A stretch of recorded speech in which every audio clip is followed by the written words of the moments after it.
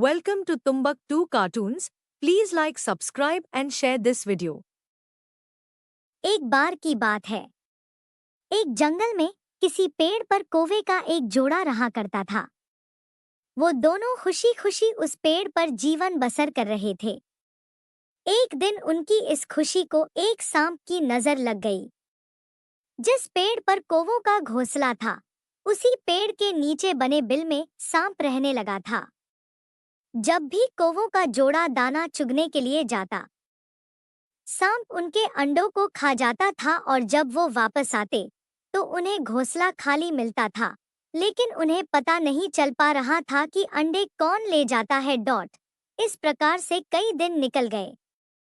एक दिन कौवे का जोड़ा दाना चुगकर जल्दी आ गया तो उन्होंने देखा कि उनके अंडों को बिल में रहने वाला एक सांप खा रहा है।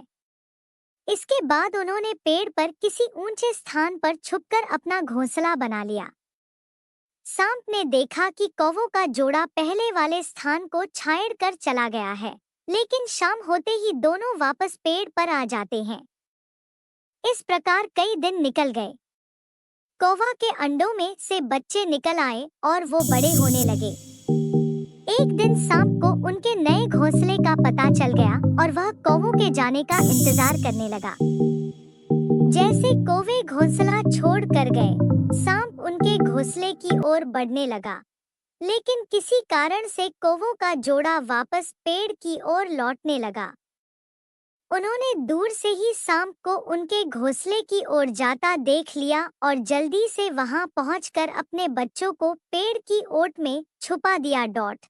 सांप ने देखा कि घोंसला खाली है तो वह कौवों की चाल समझ गया और वापस बिल में जाकर सही मौके का इंतजार करने लगा।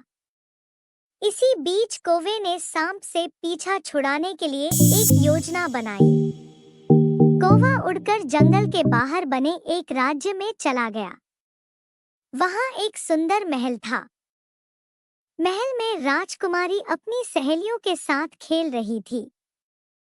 कौवा उसके गले में से मोतियों का हार लेकर उड़ गया। सभी ने शोर मचाया तो पहरेदार हार लेने के लिए कौवे का पीछा करने लगे। कौवे ने जंगल में पहुंचकर हारा को सांप के बिल में डाल दिया, जिसे पीछे कर रहे सैनिकों ने देख लिया।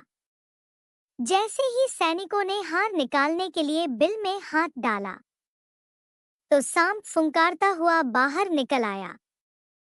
सांप को देखकर सैनिकों ने तलवार से उस पर हमला कर दिया, जिससे सांप घायल हो गया और अपनी जान बचाकर वहां से भाग गया। सांप के जाने के बाद कौवा अपने परिवार के साथ खुशी खुशी रहने लगा। फिर कभी भी वह सांप वहां नहीं आया। कहानी से सीख। हमें इस कहानी से यह सीख मिलती है कि कभी भी निर्बल का फायदा नहीं उठाना चाहिए। साथ ही मुसीबत में समझदारी से काम लेना चाहिए।